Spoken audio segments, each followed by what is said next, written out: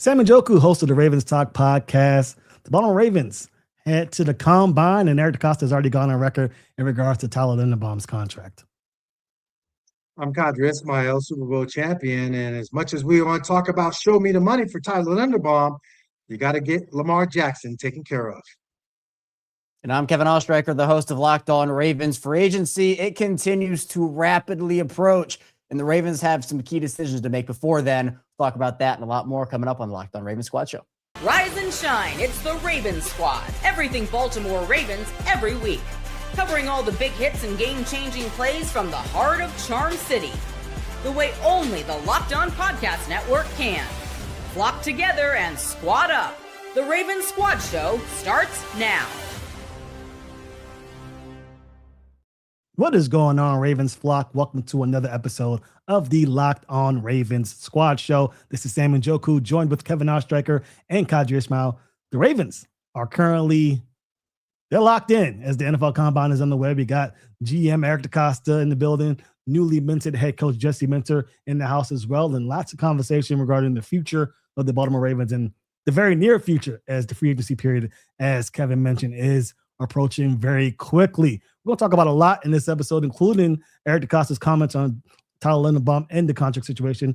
We'll also talk about how close the Ravens really are to a deal with Lamar Jackson as that March 11th deadline is approaching. We'll also talk about what Jesse Minter's ideas are for Lamar Jackson with this offense headed by Declan Doyle. Up first, we're going to talk about Tyler Linderbaum because he is, by all accounts, the most sought-after free agent on the Ravens roster. Put that in air quotes for those watching live, because come March 11th, he will no longer be a Baltimore Raven, free for anyone to sign. But the Ravens are very committed to getting this deal done with Tyler Linderbaum. And Eric DeCosta has already gone on record and stated that they have made him a market-setting contract offer, meaning that the $18 million that was offered to Creed Humphrey and signed back in 2024 will be eclipsed by our boy Tyler Linderbaum. Kevin, how do you feel about that? Does that make you believe that there's an extension in the works for the Ravens that will be signed by Tyler Linderbaum, or do you still feel there's a chance that Linderbaum goes off to sign with someone else in free agency? Yeah, I'm kind of honestly 50-50 on it right now. And to kind of give you a look at kind of where I feel about it, I was a lot more confident even a week ago. It feels like the confidence level with every report that comes out, for me at least, is slipping. And I've talked about that on various iterations of these shows here on the over the last couple of days. But, you know, we're hearing updates from Jordan Schultz that if he does hit the free agent market, he can get a deal upwards of $22 million per year. And, you know, market setting for the Ravens, is that $19 million? Because Creed Humphrey's over at 18. So is that 19, or is it pushing a little bit more into the $20, $21 million range? We don't know what that deal is. And then you also have to figure out the guaranteed money. You have to figure out, you know, how much of that Linderbaum, is there a bonus involved? How is that deal structured? So it goes beyond just, okay, here's a 4-year, $80 million contract. You have other aspects within that you have to figure out.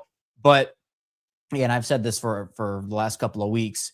It is going to be, for the Ravens, ideally, their best case scenario is that this is the Ronnie Stanley situation where there is a lot of interest. We hear a lot of teams potentially being interested in them, but the Ravens are able to get Linderbaum back at a price that, quite frankly, other teams don't have the opportunity to get him at, because the Ravens have that advantage right now, being able to re-sign him to an extension. But as I've held firm on, and I'll continue to hold firm on, he's as good as gone if he does hit the open market. I mean, he is out of there, and it'd be still a catastrophe if that does happen. I'm not saying Linderbaum's a perfect player, because nobody is, but you would have to then replace essentially the entire interior of your offensive line and a really one of the best centers in the NFL. You have to factor in a lot of different things with Linderbaum's play here, but I mean, at the end of the day, he is the guy that you have to be laser focused on. And hopefully the order of operations, as I've stated, is Lamar Jackson first and then Tyler Linderbaum second. But we're just going to have to see. But to me, I'm not like out on Linderbaum coming back. I still think there's a chance. And the Ravens, clearly, based off Eric DeCosta's comments, Jesse Minter's comments, they want him back in the building. But as Q and I talked about this morning, there is no way that Tyler Linderbaum and his agent aren't looking at that marker right now and saying, we know there's a lot of money right there. And we know that if that does come down to it, there are going to be teams falling all over themselves to go get our services. So there's a lot of other things, obviously, then money, and Linderbaum is going to have to factor all those things in as well, like organization, stability, familiarity. But again, like, this is Linderbaum's first payday. It was not Ronnie Stanley's first payday when he re-signed with the Ravens last season. So there's a difference in that as well. I think that's something to factor in as well. If you look at the factoring in of the first contract, first payday, this is where the guaranteed money, the upfront money, not necessarily worrying about the average of how much you're giving me per year. Oh, it works out to about 22 million per year, and he set the market. Man, all I know is I want to know what I'm walking away with when I walk out of the building. You know how they do. You sign the contract, and in the back wall, they got all the autographs that they look at and say, oh, wow, that's a cool handwriting. And Tyler's like, he might be with his family, might not be, who knows? But I know this. All I know is I just want to get that check. Or if you want to direct deposit it to my account, however Tyler wants to handle it, but it better be large. And I think that's something that really says, hey, we want you. We mean business when we talk about doing this deal. What is the upfront money? How does that look like for Tyler? Because that ultimately shows the sign of you really want.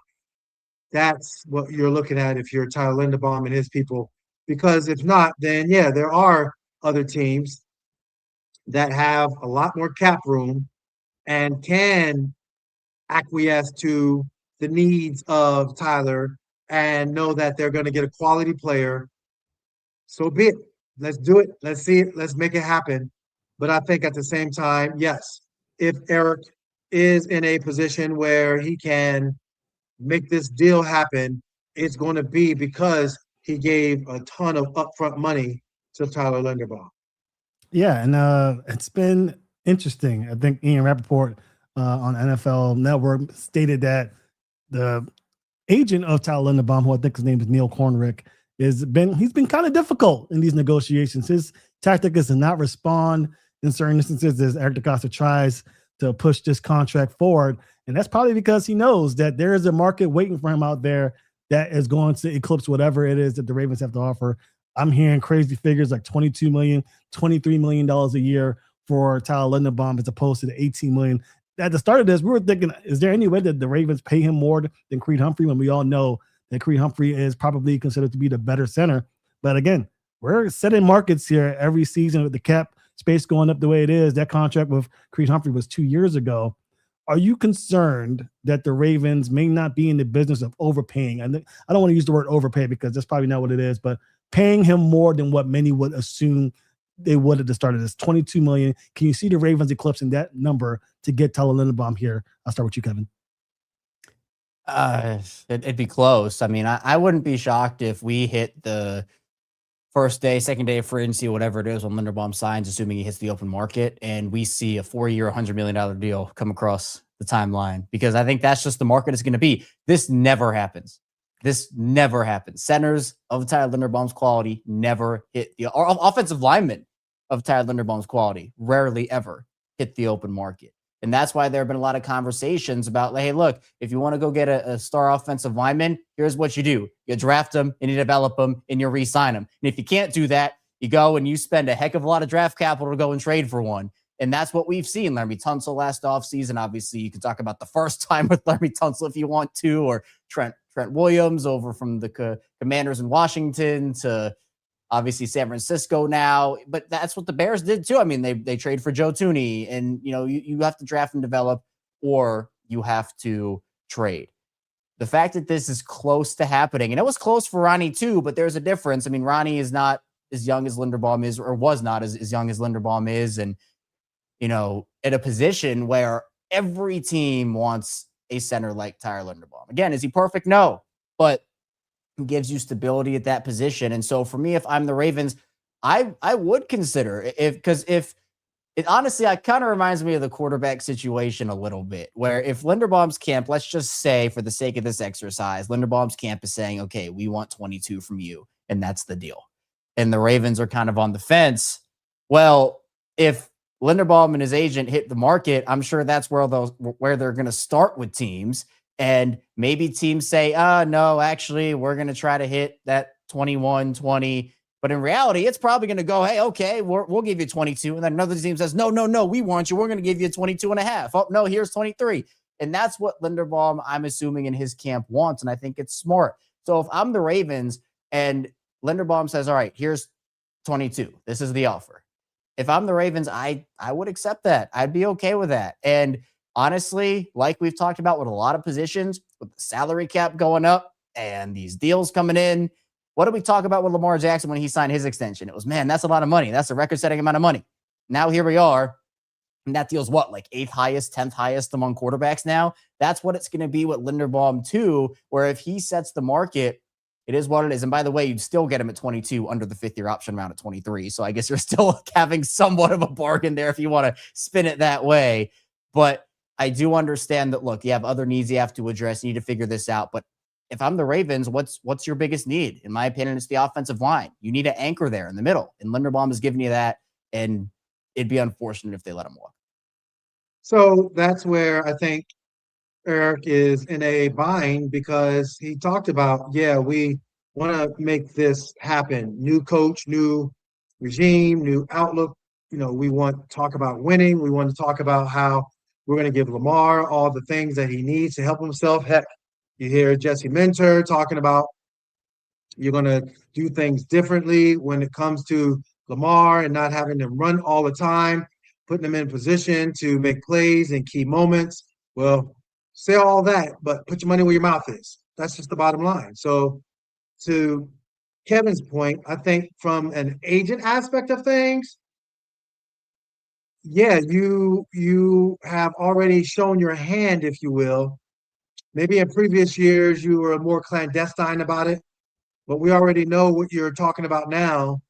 And you didn't give my guy his 5th-year option. So, Eric, you're going to have to really come up big. Other agents are like, we don't care what is what because he will set the market. And so, therefore, good, because then that means that's going to help us. Just as Lamar was looking at Deshaun Watson and a couple of other guys, when they all set the market, that's where Jalen Hurts did his thing. And Lamar's like, all right, fine. I can live with that. Give me a little bit more than that. Boom, we'll call it a day. And sure enough, called it a day. So it reset, readjusted. You got other guys now have elevated it. So from within that realm of negotiation, looks like Tyler Linderbaum has all the leverage that is needed for them to get a deal done. He certainly does. And that's an excellent point because the Ravens did have a chance to give him that 5th-year option. They declined it, and therefore they put the onus on Tyler Linderbaum to show out. He didn't even have the best year last year, but he's still widely considered to be the best offensive lineman available in a league where offensive line play is average to below average throughout the NFL. So, yeah, it's going to be very interesting. I think the one good thing for the Baltimore Ravens is that it is very clear that Tyler Linderbaum wants to be a Raven, and the Ravens want Tyler Linderbaum. So even if he were to move to free agency, maybe there's a little bit of chance that he comes back. But again, Kevin's talking about $25 million a year. I mean, there's no way the Ravens not that offer. No, not there's that no one. way. But as you mentioned, there are teams, good teams, by the way, that are looking for centers. The Bengals, the Bills, the Chiefs. I mean, not the Chiefs. The Chiefs have Creed Humphrey, but there's other teams out there. Titans just cut their center. Yep. Who got the center? Lloyd Cushenberry. The Titans cut their center. Oh, yeah. Yeah. So that's another team looking for a guy. They're all going to be in the mix. And we're hearing reports from people asking, are the Ravens really going to get rid of, or not get rid of, but not retain Tyler Linderbaum, who is a top 5, maybe even top 2 center in the league? It's going to be tough. The Ravens will need to do their due diligence and make sure that they keep Tyler Linderbaum for sure. Another player that they're going to want to have to deal with in terms of contract negotiations, Lamar Jackson, number 8. He's still got a couple of years left in his contract, but that $74.5 million cap hit is set to come to fruition in 2 weeks. They have 2 weeks to come to an agreement on an extension, or they'll need to kick that can a little bit, add some void years, and then more questions arise. So we'll talk about that next. How close are the Ravens and Lamar Jackson to a deal? We'll converse about that on the Locked On Ravens Squad Show.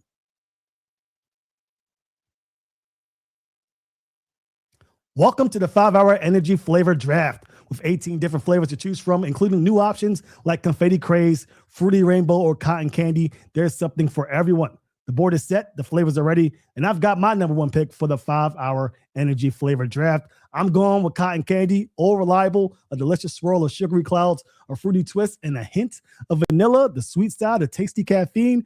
Throwback flavor with the boost for sure. I think that this is going to be the pick for me, 1,000% the number one pick. Gotta love cotton candy. A little sneaky pick, a little sleeper pick I will go with would be confetti craze. That is a new one that has come out. Very sweet, very tasty, but not too sweet for you guys out there who need that energy. So 5-hour energy shots give you a boost with zero sugar. I know I love that. Zero sugar on energy drinks, always a plus. Find your new flavor of 5-hour energy shots available online at 5hourenergy.com or Amazon.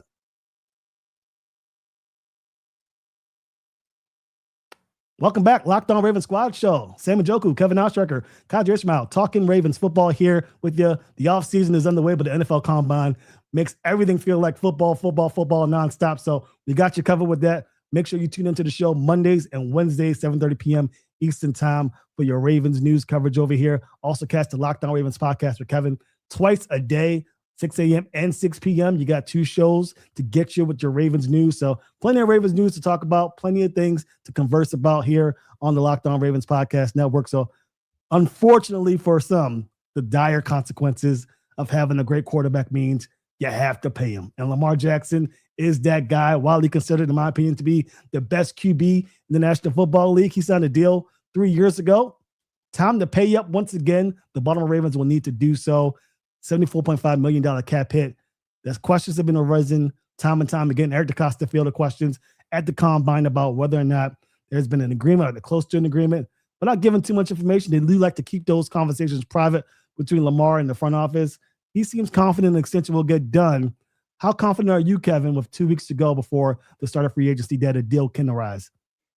I'm confident, and that's what it sounded like Eric DeCosta was. I mean, he made it clear that they're going to have Lamar and he have that agreement, so he's not going to dive too deep into all that stuff. But, either way, I think it will be okay. Obviously, you don't want to kick the can down the road. You want to just get it done, get it over with, and just kind of move on. But, I guess if both sides don't feel like it's fair to them, then you can. It's not like Lamar is a free agent right now. It's not like it's 2023 all over again where you got to maneuver through the franchise tag and all this other crazy stuff. I mean, you can get the hit to where it is, or to where it was, and just come back to the table next season. And look, I assume honestly that if that happens, if the Ravens kick it down the road, if Lamar doesn't like the number or whatever, I think it's going to be a much bigger deal next year, not just for the cap purposes, but I think Lamar is going to bounce back in a huge way next season. And this is a year where the injury stuff and the lackluster offense and all that, like this was not Lamar's best year for a multitude of different reasons, right? There was a lot of stuff that factored into it. But in my opinion, like you don't factor that into a Lamar extension. You just give him the money because he's Lamar Jackson and he's that guy. Of course, you have the precedent of who he is as a quarterback. But to me, if I'm Lamar and the Ravens are kicking that can down the road for a year and I have another MVP type season, I'm saying, oh, hey, look, no, the price was that then. Now it's here. Now it's this. So I don't know if that gives any incentive to either side one way or the other. But there is the number one thing is at least getting the number down. And I know that Eric DeCosta talked about that and, said they can still make moves with that stuff, being what it is. But you want to put your team in the best position to go out there and make the moves that you can. And in 2023, they did not have that opportunity with the whole tag and Lamar Jackson situation. It essentially cost them their entire free agency, not named Odell Beckham and I guess Nelson Aguilar at that time. So there's a lot to do here for the Ravens. I don't know how close or how far apart they are. We didn't get that information, but I would still say I'm confident in something getting done. Lamar's made it clear he wants to be in Baltimore. There's been all these trade rumors that have been put up have just been about other people saying it and trying to add speculation, fuel to that fire. Lamar's words have said he wants to be here. Steve Bisciotti's words want Lamar in Baltimore, et cetera, et cetera. We've heard Eric DeCosta and Jesse Minter put a ton of praise on him. So I'm assuming it gets done, but if it doesn't, I still think it'll be okay and you can just go back at it next year. But there is more urgency next season with it. I just think that, Steve Rashod is indifferent when it comes to the Lamar negotiation. I think Eric is the one with all the pressure on him to get a deal done. And I think Lamar, knowing that Eric is under all this pressure, plus what Steve said, plus the fact that you're right, like I could just go ahead and let them kick the can down the road and sure, we're going to do what we do. The thing is that from a winning aspect mindset, there's that fine line of, hey, I want to win. What does winning look like in this off season and not a distraction and everything being okay? Because there is some risk.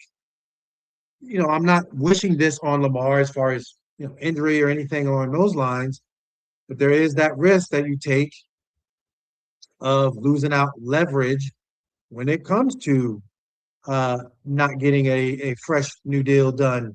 And then you look at the free agency and who you can or cannot sign and how all that looks for the team overall. So it's just, I think the optics of it more than anything is where you're just walking that fine tightrope, and there's no safety net underneath you when you look at both sides of the equation, trying to get this reconfigured. And I think both sides, if Lamar has been involved with regarding the coaching changes and all of the things, and this is like, yeah, let's do this, then hopefully the next step will be Eric and him getting it done. Again, Eric can easily get on that jet. Steve, gas her up. Let me go down there, get her done. And hopefully that'll be happening sooner rather than later. Yeah, I mean, I agree with you completely. And the optics is what it is for me. I just can't get that image out of my mind of the Ravens having to restructure a deal, and the reason being because Lamar Jackson didn't want to sign the deal. I wish I had the optimism that Kevin did. I'm telling you, March 11th, March 12th hits, and this contract isn't extended. I have so many questions that may not get answered, because if you're waiting till next year to sign a deal, then what's the holdup? What's the reason why you're waiting a year to be the highest paid quarterback as opposed to this year? What number is it that you're looking for? What extra incentives do you need in that contract? What are you looking for? It just seems to me that if it doesn't get done, the optics will be, does Lamar Jackson want to be here? Now, for this year, it doesn't really matter. He's on the contract. He wants to be here. We know the relationship between him and Jesse Minter is beginning to grow, but by all accounts, it looks good. Same with Eric DeCosta and Steve Rashod. So not worried about it too much, but you got to wonder, why not sign the contract extension? Why not get it done? That'll be the question. Again, 2 weeks to go. Nothing to worry about really right now, but you got to figure that if it doesn't get done, there'll be more questions and answers moving forward. Now, how close do we think the Ravens are to a deal? Based on the conversations that we heard, very limited in the amount of information that Eric DeCosta gave us, Q, do you think that this contract is close to being done, or do you think there's still a bit of ways away from that getting completed? No, I think it's ways away. And so from a Lamar aspect of things, you had other guys that were trying to get their deals situated, and it seemed as though he didn't want to be the one setting the market. He wanted the market to be set, then jump past that. And that's where Steve said in his presser, look, here's the deal. Why don't we go ahead and just give you whatever is the highest? Let's just bump it up a little bit more. Boom, boom, boom. Working on out. Let's keep on going. Simple. Okay? So pretty much Steve is like, look, Eric, I just did your job for you. All right? This is how we do business, billionaire style. Give you a little bit more, off we go. The salary cap has increased. The total dollars has increased. So, yeah, I don't know what clandestine ways Eric is trying to handle this deal, but I think that it wouldn't surprise me that literally the draft will be coming up, what is it, in April, right? And then the deal finally gets done. Would not surprise me at all. Yeah, I have no idea how close the deal is. You know, that there are multiple deadlines for sure in terms of where you need the money and what it could be. But again, you're going to have a lot of time to get this done. So, you know, if it is the draft and that's when it happens and you've already kicked the can down the road, then okay, like you live with it. I guess it's fine. But in terms of how close it is, I have no clue. And I think that's what they want. That's what Eric DeCosta wants. That's what Lamar Jackson wants. And that's okay. But again, as long as you get the money to work within free agency, and then in the draft, you hopefully have hit on a couple of those needs in free agency so that you have more open opportunities for you at number 14. So, you know, if a guy falls due at 14, you can take that guy or maybe trade up for a guy in a position that maybe is not the biggest need on your roster because, hey, in free agency, they went out there and they signed a big guard or they signed a big pass rusher. And then maybe that opens you to a wide receiver or a big guy on the interior or something along those lines. And then, or it could be something where you could trade back in the draft. You can get maybe pick 20 or something. You acquire more picks. And then on day 2, maybe you trade up in the second round for a guy that's falling. So there are a lot of different options. I think, again, it starts with a Lamar situation one way or the other. But I think once that gets done, there'll be a nice domino effect in terms of other things that happen. I think that there could be things that happen before Lamar's deal gets done, but that obviously is the biggest one. Yeah, I agree with you completely. Let's pivot a little bit, but still staying on the same message. A few years ago, Lamar Jackson's deal gets done, and Odell Beckham signs to be with the Ravens. And you thought to yourself, maybe Odell Beckham signing was kind of the cherry on top, a promise that was made for this to get accomplished. I think we might have a similar situation on our hands with Isaiah Likely. As you know, Lamar Jackson went on social media and pretty much stated, hey, I would love for him to be a Raven in the future, meaning this offseason, getting the deal done. Do you think there's any chance, even with the Mark Andrews signing, even with everything Eric DeCosta said during the combine, didn't leave us much in terms of hopefulness with Isaiah Likely? And there's reports going out there that Isaiah Likely will be sought after as the number 1 tight end, not having had over 60% of plays, snaps in his career. Is there a chance we could use this as leverage to get Isaiah Likely back into the fold with the Ravens? I think I'll take this one first because I want to lay out a scenario. I've laid this out before. So this, if you've listened to Locked On Ravens or the evening edition or whatnot, I've laid this out. Here, in my opinion, is the only way Isaiah Likely comes back to Baltimore. The only way is you talk to Isaiah and you say to him, come back for one more year on a 1-year deal. 1-year contract. It can be at I don't know what the price point. I mean, on SpoTrack, he's $8.8 million. So we'll just say 1-year, $9 million deal just for the exercise. You say, come back on a 1-year, $9 million deal. Run it back for one more year. We'll get the band back together in the tight end room. That's for one more season.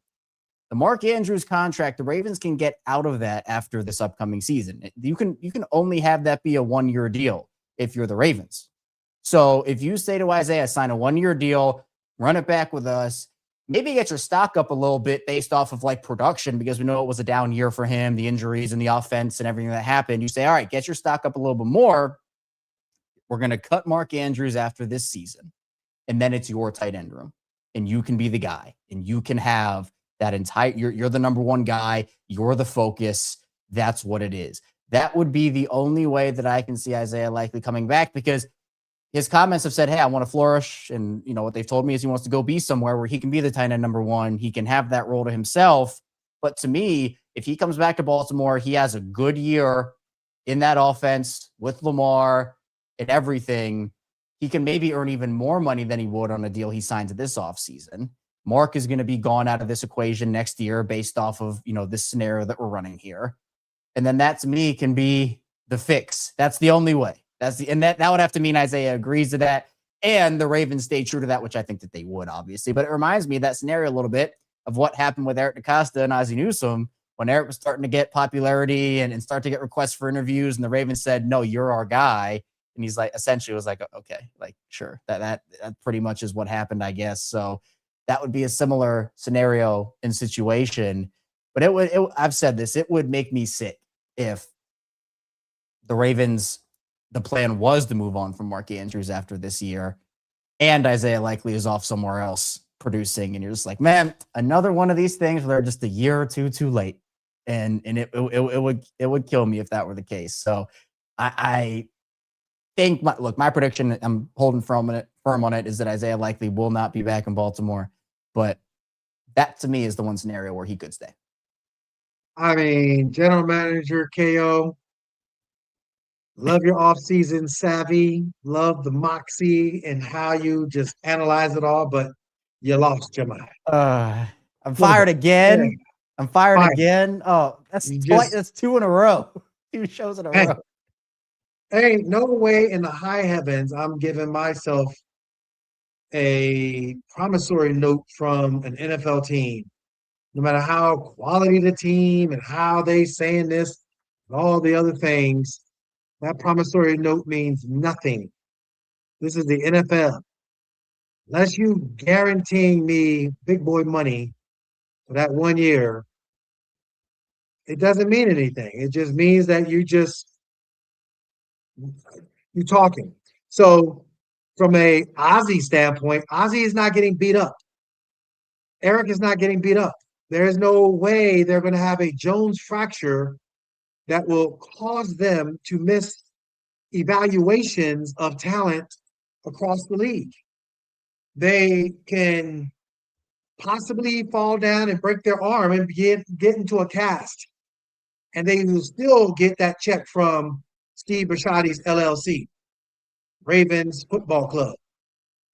So I'm just saying, I don't know about y'all, but I am not playing on no 1-year deal thinking that, oh, y'all going to take care of me. Okay. No. Nobody, nope. Not going to do it. Just don't need it. Okay. Well, you're fired there, KO. Okay. Sorry, buddy. I need to go 1 week without getting fired as Ravens GM. That was an outlandish scenario. But that's the thing where I think it is so outlandish that there's even a possibility anymore of like coming back. I just don't think there is. That would be the only scenario, and that scenario in itself doesn't make a lot of sense for the player. So I was tag him. Yeah. Although what is that's 18, correct? Or 18, 16 or 18. One of those two. 16 sounds more right. But yeah, I mean, I don't think it's likely that is going to happen, pun intended. But that's the way I see it. That's how unlikely I feel like it is that he comes back. So yeah, you're right. It's probably not a good chance when to come back. And the tag is $16.3 million for one deal. So under your scenario, to be about an extra $7 million to get in this day, doesn't seem likely. And Eric DeCosta made it pretty evident that he's probably not going to tag him either. So likely we'll get a chance to be the number 1 tight end somewhere and get lots and lots of money. But the Ravens are going to have Mark Andrews. I don't want to say stuck with Mark Andrews, but definitely have Mark Andrews for the foreseeable future as they get this offense underway. Speaking of offense, when we come back, we'll talk about what this offense may look like under Declan Doyle and Jesse Minter as the head coach. Maybe similar in some aspects, but expect some differences as well. We're discussing next here on the Locked On Ravens Squad Show. As the new year gets going, a lot of people are trying to simplify their routines, and dinner is a big one. Between busy work days, cold winter nights, and packed schedules, having an easy, reliable dinner plan makes a huge difference. That's where Home Chef comes in. Home Chef takes the stress out of cooking by delivering fresh, pre-portioned ingredients right to your door with easy-to-follow recipes that actually taste great. They're rated number 1 by users of other meal kits for quality, convenience, value, taste, and recipe ease. And it's easy to see why. Meals come ready to fit your schedule.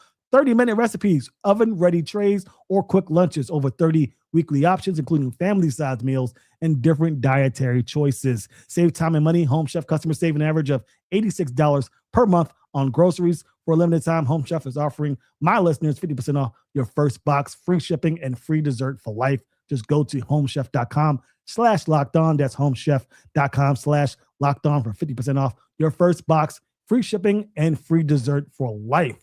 Must be an active subscriber to receive free dessert. All right, we're back here, Locked On Ravens Squad Show. NFL Combine is here. Lots and lots of things to discuss on this program. Lamar Jackson has been the talking point for the last 15, 20 minutes or so. We're going to keep this train rolling because Lamar Jackson is the guy for sure that is going to lead this team to the promised land, if anybody. And a lot of people are wondering whether or not this offense will stay the same. Greg Roman instilled a great offense, won him the MVP award. Todd Monken came in 2023, got Lamar Jackson a second MVP award. Probably should have got a third one the year after, but regardless, this is the way it's looking right now for Lamar Jackson. New head coach in Jesse Minter, new OC and Declan Doyle, who has a litany of experience with both Sean Payton and Ben Johnson, two very offensive-minded coaches. Now, they've been asking a lot of people throughout the combine what this offense is going to look like, and Jesse Minter made it very clear that, this offense is going to look in some ways similar. There's a lot of things that the Ravens had success with in this offense, but there is also maybe a change on the horizon with Lamar Jackson probably playing under center a little bit more, giving Derrick Henry a chance to run downhill a little bit better, give this offense a multitude of looks that, show different things, maybe a 3-receiver personnel where it could be a run or a pass. You don't know. That really wasn't the case with the Ravens offense in previous seasons. Kevin, how are you feeling about this? Is this a offense that you're, loving, or are you worried about them maybe taking too much away from what made the Ravens great in previous seasons? I think if you have it so that the Lamar running aspect is still there, it's okay. But I don't think that they need to necessarily have him have the whole like Lamar Jackson, please save us mantra continue to be a thing, where I think that you can build this offense more on the ground around Derrick Henry. You can kind of take away a little bit of the responsibility that Lamar Jackson has with his legs, but you still utilize it because Lamar Jackson is going to be a threat for the rest of his career as a runner. I don't care how old he is. There's always going to be some element and some aspect, regardless of how old he gets and this and all that. Teams are always going to think, okay, there's always a threat of Lamar running this football, and you have to continue to utilize that. But we know Lamar is elite with his arm. We know he can sit back in the pocket, slice and dice you up. And I think with some of the Declan Doyle / Ben Johnson traits coming in here from Chicago, the play action, some of the receiver sets, et cetera, there is an opportunity to say, all right, give Derrick Henry the ball more when Derrick Henry needs the ball. Give these running backs the ball when they need the ball instead of trying to get too cute with things. And for as good as Todd Monken was as an offensive coordinator for the Ravens, that was one of his fatal flaws, in my opinion, which is getting too cute. I think it's not simplifying the offense. It's just revamping it in a way that makes more sense, where that you're going to have Lamar, where every time there is a threat of Lamar running the football and an option player or whatnot, you're going to have guys follow Lamar. And I think using that more strategically is going to be to your advantage. So especially with the stuff that Jesse Minter talked about, downhill and all that different stuff, it still is going to be a threat, but you just utilize guys in different ways. It's not taking the ball out of Lamar's hands. It's not saying, no, we're going to give the ball to this guy instead to try to win the game. No, you want the ball in Lamar's hands to win the game, whether it's with his arm or with his legs. But it's just utilizing guys, I think, in a more, I don't know if efficient's the right word, but just a better manner over the course of 60 minutes is what I'll say. Where, in certain aspects we saw last year, and I mean, I don't have to remind people what games they were in, Patriots being one of them, but you're like, oh, wow, this is really happening. They're really running the ball. They're doing this thing. And all of a sudden, nope, no, we don't want to do that anymore, even though it's working. It's about simplifying it in a way that just sometimes it's KISS, right? Keep it simple, stupid. That's what you got to do. You got to keep it simple. And I think for me, these guys execute at such a high level. Lamar executes at such a high level. Derrick Henry, such a high level, et cetera, et cetera, et cetera. You put those guys in simpler positions, it's easy. And they can do hard stuff and make it look easy too, by the way. But I just think it will ease everybody, in my opinion, to still have that part of Lamar's game there in present, but use it more strategically so that when it happens, all of a sudden it's like, oh, option play. Nope, not going to Lamar. Option play, not going to Lamar. Derrick Henry, man, he's really beating us up. Then that one run that they run with Lamar, those 2 or 3 or 4, whatever runs, it really gets them. And Lamar can still use his creative ability, his explosiveness, elusiveness, et cetera, to make something happen. I understand. I think that when we looked at Todd Monken, when he first came here, that was the whole flow of his offense. Hey, what kind of personnel do you have? I'm going to favor that personnel. We know what he did at Georgia and Brock Bowers and how that all looked there. And, he got a lot of praise and a lot of platitudes as far as what his mind can be about. We saw what they did, Eric and company, by getting Odell Beckham. And in training camp, yeah, it was pretty intense, as far as the installing process and personnel packages. They were getting at it. What I think happened was that while the theory was great, but the execution under duress kind of started to fail. And that's where I think one of the things that Lamar could have done a better job with as far as the communication process. Like Lamar isn't confrontational to a fault where if there's a bad play in his mind, he's like, well, all right, there's a bad play. I'll fix it. I'm not going to say anything. I think for Declan, he has to put in plays that are, okay, are these going to be your favorite? Do you like these? Not allowing Lamar to say, it doesn't matter, whatever. No, it can't be whatever. It has to be, all right, these are the plays that we're going to put in. Like, let's make these plays work. So the offense is syncing up to the point where everyone's on the same page. And when that page is turned, now that's where the humming comes in. Oh, okay, we're in the 3rd and 8 scenario. Boy, our back's against the wall. No problem. Here's where the misdirection is going to the right because we've run the wide zone to the right umpteen amount of times. Boom, we're going to give that waggle action. Now we got the naked boot. Oh, here comes, I'm hoping it's Isaiah Likely, but it's not. So here comes Mark Andrews on a deep over route. Boom, there's Lamar hitting them, and off you go for a first down for 23, 25-yard gain, whatever. Then you get back to running the ball again. Oh, okay, now we're in 3rd and 1. Well, boom, as opposed to looking like we're going to do play action, now we're just going to go ahead and run it and get 8 yards and just be methodical about it. Oh, okay, we're going to sling it down the football field because now you're stacking a box. And there's the double move opportunity on the outside because the corner, he's been trying to kind of peek in for run support. But we got protection that can get the Lamar the opportunity to sling it down the football field. And it doesn't matter who is the guy on the outside coming up the football field trying to rush Lamar because you got the offensive line in play. Roger Rosengard, we're talking a lot about guards and all that and whatever, but Roger, he didn't have the greatest stellar second year.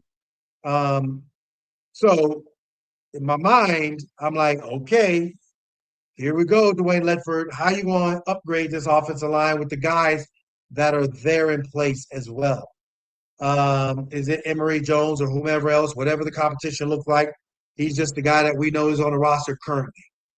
So those are questions, and that's kind of like my mindset as far as looking at the reality of the game planning for Declan Doyle, for Lamar Jackson, and for this offense when the pressure of the moment arises. We're going to figure all that jazz out in minicamp. We're going to figure all that jazz out during training camp, and I'd be interested to see, is Jesse Minter, if they have, we don't know the preseason games yet, but are they going to have like a joint practice?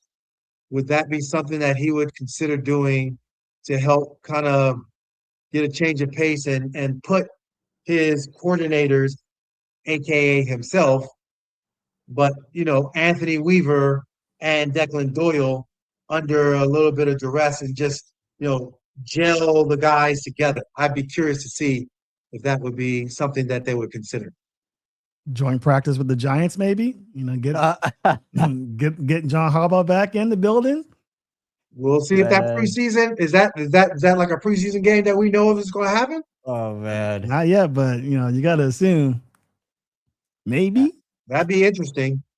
Hey, you get John Harbaugh in the building for one joint practice and Monken in the building for the other one. Oh yeah, you could do both. You could knock out 2 birds with 1 stone. There you go.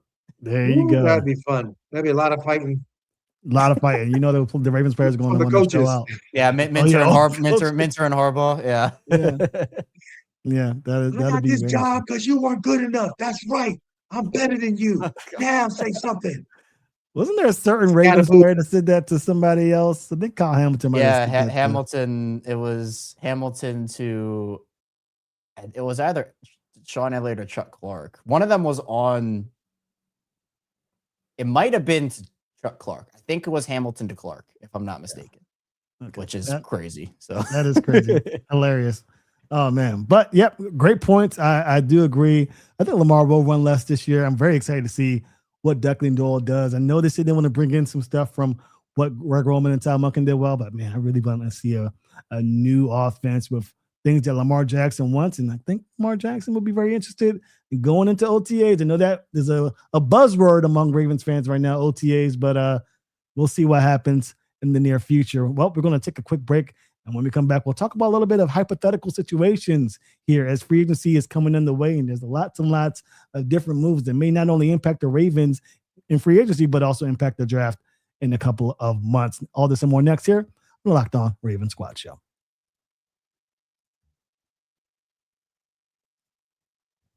Workplace chaos, deadline stacking up, inbox overflowing, and the one position you have to fill still sitting open. When the pressure's on and you need to get the right hire, this is a job for sponsored jobs. Indeed, sponsored jobs helps you reach the people who actually fit what you're looking for: skills, experience, location. So you're not just hoping the right candidate stumbles across your post. And here's a stat that says it all. In the minute I've been talking to you, companies like yours made 27 hires on Indeed, according to Indeed data worldwide. So if you're hiring, spend less time searching and more time interviewing candidates who check all your boxes with Indeed sponsored jobs.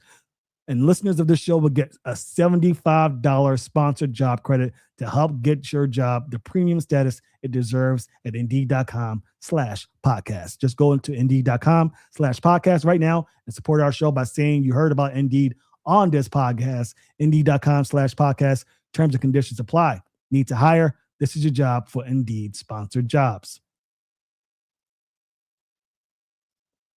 Welcome back to the Locked On Ravens Squad Show. Sam Njoku, Kevin Oestreicher, Kadri Ismail, talking Ravens football here with you on Wednesday. Please be sure to tune in Mondays and Wednesdays, 7:30 p.m. Eastern Time, for your Ravens coverage here on the show twice a week. And you can catch Kevin's show, the Locked On Ravens podcast, twice a day, Monday through Friday at 6 a.m. and 6 p.m. So make sure you're tuning in, clicking on to the subscribe feature, and make sure you tone that notification bell on. So every time Kevin puts out a new post, a new short, you are getting it. So you get all the information you can right at your fingertips. So you're getting it on your phone or on your computer. If you're diddly-dallying away on a computer, working, whatever you got to do, make sure you're tuning in to the Locked On Ravens podcast for your news coverage. I'm telling you, it is where you go if you want to get your news fast and in a hurry.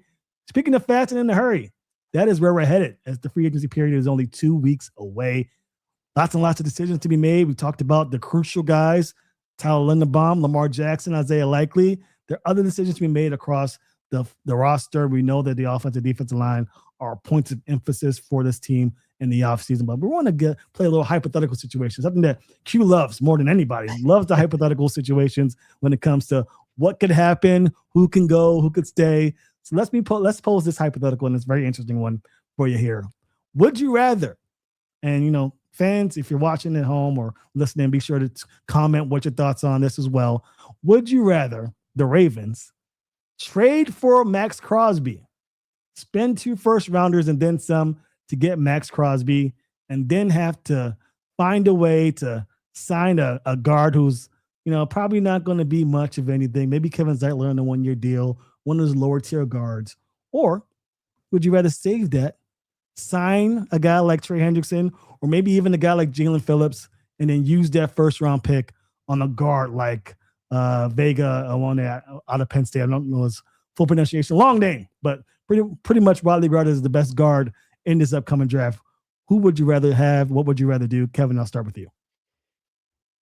I'm going option 2. And again, it's not about Max Crosby. It's about the overall health of the team, and the team, not just one position or one player. And I think when you have multiple different needs you have to address. There are options for the Ravens if they were to trade for Crosby. Okay, you could get a guy in the second round and you can kind of do your thing, maybe trade up into the back half of the first round. But I think that despite how good Crosby is as a player, and he is absolutely incredible, you have to deal with the contract situation for him. And I really like Jalen Phillips. I like Trey Hendrickson, but I think getting a guard at 14 or just offensive line help at 14 would be huge. And I think that the difference between Crosby and a Phillips / Hendrickson and also having a guard, that's huge to me, because I think the difference between whoever that guard would be at 14 and Daniel Falele or Andrew Voorhees is massive. And the gap between Crosby and those other pass rushers, they're not nearly that massive. So I would rather have that second option to me. And that's honestly the more realistic option for what the Ravens have historically done. And even based off Eric DeCosta's recent comments where he's mentioned they haven't been as aggressive in free agency, they're a draft and develop team. I would love a Crosby trade, but also understand that it's going to be a lot of draft capital. There's going to be a lot of money in there. And I think you can get somebody it's almost essentially the 80-20 rule, right? You get 80% of the production for 20% of the cost. And I think that comes true with a Crosby who it's cost not just money-wise, but cost draft capital-wise. And that's all factored in cost. So give me that second option. It's crazy. Me turning down a star player, that's crazy talk, but I'm doing it here because I'm doing it for the betterment of the team. Yeah, and that I get that too. So, I mean, I don't think we realize how many surgeries Max Crosby has had, and he's not exactly 100% young spring chicken just going out there and balling out. I'd rather do a Trey Hendrickson or a Jalen Phillips type of a deal. What we're looking at is first round talent that apparently, according to the different pundits that I've been listening to, they're like, look, the bottom line is you got a heck of a lot of edge rushers and D-line that you can look at in this draft to get. So if that's the case, then, you got to miss me with trying to trade for somebody who, resume is a strong resume and all that. But sure as can be, if you look at his resume on surgeries and injuries, like, nah, I'm good. Go ahead. He got shut down for a reason. I know they try to, whatever, do their whole tanking thing to get Mendoza and all that and whatever. That's fine. Keep it. I'd rather have an opportunity to get a young, fresh player and trade for a guy like a Jalen Phillips, or sign a Jalen Phillips rather, because he got cut. So sign a Jalen Phillips and kind of go from there rather than, trying to do a Max Crosby trade. And I am trying to be aggressive too. So, Trey Hendrickson, sure. Like I would take that.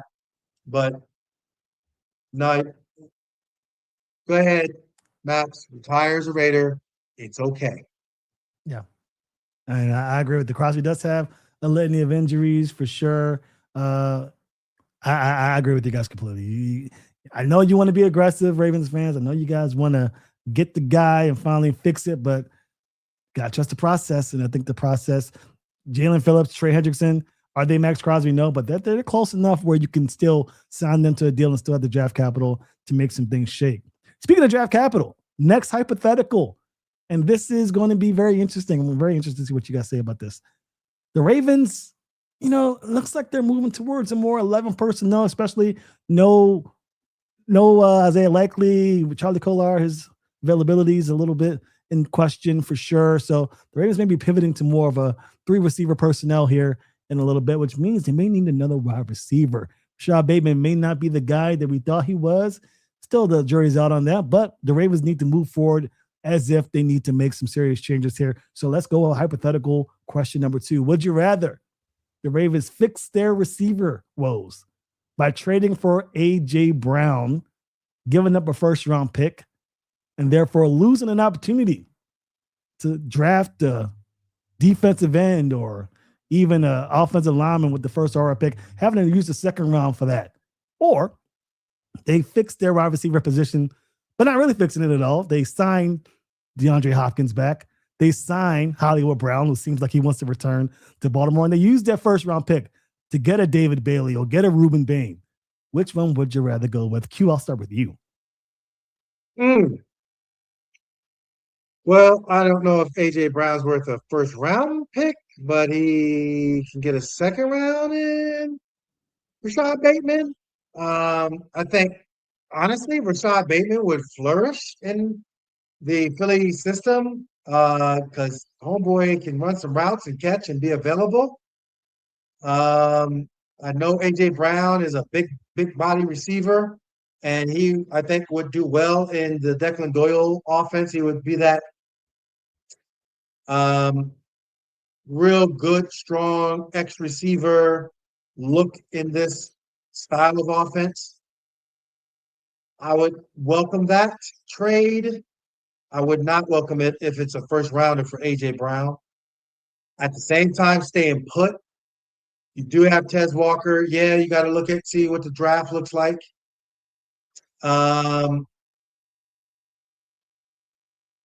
Like DeAndre Hopkins, I don't know if I would really. I mean, he's not really high on my list. Like, it seemed like that Buffalo game where he just snagged it one hand. It was like, oh, buddy, he's about to do his thing, and then nothing.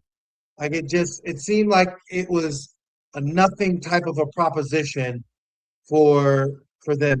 They really, I mean, there were one or two other games early on, but then he just kind of disappeared, and he was just good for like one spectacular catch, but that was it. So, I think he's later down the totem pole of things. I think you're looking at Tez Walker, who's out there free agency wise, not named DeAndre Hopkins, and who's in the draft. I mean, if you're telling me you can get Reuben Bain at 14, whatever that option is, sign me up. I don't care. I don't care what anything. It could be Reuben Bain and nobody else, and you can put me there, and I'm taking that option. Like that's my choice 100%. If it's another player not named Reuben Bain, then you have to have a different conversation. I think I think AJ Brown would be awesome on the Ravens. They don't need him necessarily, but I do think they need a player like him in terms of a bigger body threat. Is that bringing back D-Hop and utilizing him a little more? I want them to use Tez Walker a little more, but again, it's just like that big bodied type of presence. And so if you're going into the year with Zay Flowers, AJ Brown, I guess you can. I'm gonna flip around and say maybe you sign Hollywood in that AJ Brown scenario, and then a Tez Walker. That's great. Yes, for a first round pick, I'm a UQ. I'm not trading a first round pick, especially with the contract and the money and whatnot. His talent is worth a first round pick, but there are a lot of other factors that I think, especially with the contract, will probably drive that price down.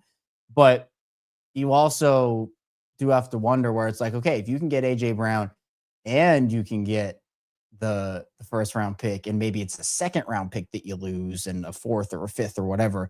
Yeah, that's great. As long as you can make the money work and also make sure you can hit on your other needs. Because if it's AJ Brown, it's the sacrifice of offensive line or edge rusher help, then that's something I don't want to do. But what I've been talking about is if the Ravens sign a good offensive lineman in free agency, sign a good edge rusher or D lineman in free agency, and then if Carnell Tate falls to you, or Mekhi Lemon, or Jordan Tyson even at 14, assuming the injury stuff checks out, that to me, I'm much more open to that because of the fact that you're already going to have those needs a little bit more squared away. You can also address that in the later portions of the draft, like use a second rounder on an alignment or whatnot. There are a lot of different scenarios. So out of the two that you laid out, Sam, and that's tough because I really do like AJ Brown, but for a first round pick, I'm probably saying no on AJ Brown and going with the second option. But if it's for a second round pick and you can adjust your other needs in some way, shape, or form, and it helps you and it's an upgrade, then I'll do that one. That's fair. And I like the way you're thinking here. And these hypotheticals, I didn't like them because you guys were very much in line with each other. So I'm going to make it a little different here. And don't go outside the bubble. Be true to yourself here. And the last question before we head out here. Let's say the Ravens address all their concerns in free agency. Maybe not the big splash guy, maybe not even a top tier guy, but average to slightly above average guys in every major spot, meaning a pass rusher, a defensive tackle, a guard here. You head into the draft with a need here. Well, no need, because you get a wide receiver as well to come in and shore up. So you can really choose best player available, but you want to choose in the number 14 spot a difference maker. Which position group are you hoping the Ravens hit the button on here at pick 14? Kevin, I'll start with you. So you're saying like they have every single starter position filled. Every starter position filled. Not a big time player, but just an average player that they feel confident can come in and play. But you want to get a big time splash player with this 14th pick. Best player available, I guess. Where do you go position wise? Oh, this is tough because so if they have their full starting group in and everything is filled up, my conversation about offensive line is if you're taking an offensive lineman at 14, they're going to start. Like there is no sitting them for a year. I mean, you take anybody at 14, you have to play a high amount of snaps. Honestly, if it's like a Bradley Chubb type player, and then you're talking about like Zeitler and Batonio and you re-sign D-Hop and all that stuff. All right, I'll be the hot take guy. Give me a wide receiver. Yeah, I'll be the hot take guy. Give me one, because again, I think you can get good enough offensive line play from those guys. They're not long-term options. We're not talking any long-term options here, but I think that if you bring in a Jordan Tyson or Carnell Tate would be awesome in this offense. I think Mekhi Lemon is going to be really good as well.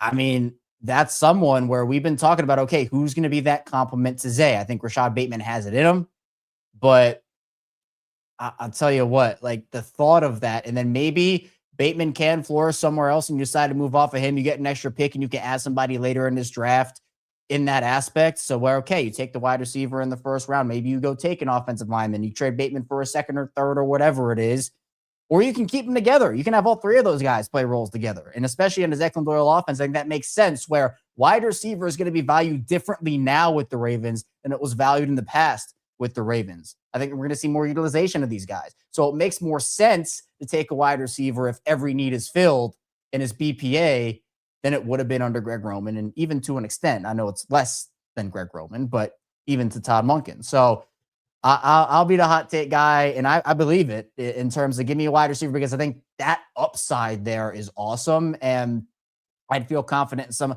I feel more confident in the veteran options on the offensive line and in the edge rusher room than I do in the wide receiver free agency pool this year. So that to me would be you get guys at two positions in pools that I feel more confident in that you can address those needs. And then in a pool where I'm not really sold on a lot of veterans in that unit that would make sense for the Ravens, especially at price points, getting an elite talent at wide receiver alongside some of the veterans that you need and some of the growth we could see potentially in the pass rusher group from Mike Green and Peebles and all those guys, plus adding a Bradley Chubb, for example, on the offensive line, two veterans to go along with some of your younger talent like an Emory Jones, for example, so you're not pigeonholed into playing him year one. At that point, wide receiver does make sense. I am just sitting here in shock because I think what Kevin is saying makes so much sense, but not at 14. I mean, Tate, oh my God, he's just amazing. Like, you're right. Woo! Boy, we better get a big boy interior D lineman.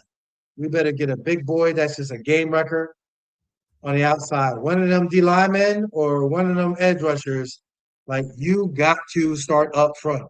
We just finished talking about this. We looked at what Philly did to Kansas City. We looked at this year and what Drake was under when the onslaught of what Seattle did to him. The interior and that rush on the outside, that absolutely has to be priority number one, regardless of who you bring in. Because just as receiver, you have a group of receivers that you rotate in and out and all the things. The receiving quote-unquote room for the defense side of the ball, it's not the secondary, it's the D-line. Those guys are like, hey, we trying to rotate them in and out, keep them fresh, but it doesn't matter. There's no drop-off from one line to the next. So that's where, give me a stud D-lineman, mother of pearl. We live in large. And I hate to say it, we'll have to look at receiver at another point in time. Yeah, man, you guys both make great points. I was thinking receiver, but then Q, you made an excellent point about the interior deadline. What we saw the Seahawks do in the championship was just special, and the Ravens could duplicate that. But man, nothing that says I'm very enticed by the wide receivers. Yeah, no, I can't win tonight. I can't win tonight, man. Yeah, I'm sorry. You almost had me, but Q just sold me. Peter Woods next to Travis Jones and Nandi Madubuike comes back. Maybe you get Ruben Bain to fall. Maybe you trade up a couple of spots and snatch him away from the number 13 team. Nandi ain't coming through that door anytime soon. I promise you. We need a D lineman. There you go. I hope he does, but I'll tell you what. Q's lucky that I didn't say secondary. Then he would have had a whole bunch of other problems with me. Caleb Downs, another safety. Oh man, dropping in. Oh man, 3 safeties. Oh, the Ravens flock would have themselves a field day. But again, appreciate everybody for tuning in here for the show. We are done for the day, done for the week. Enjoy the combine. When we come back on Monday, we'll have lots more to discuss with these athletes as they do their 40-yard dashes and bench presses, things that I can't do anymore. But, Q, maybe you did it back in your days. You prepared for the draft. Man, can't do that anymore myself. It is over.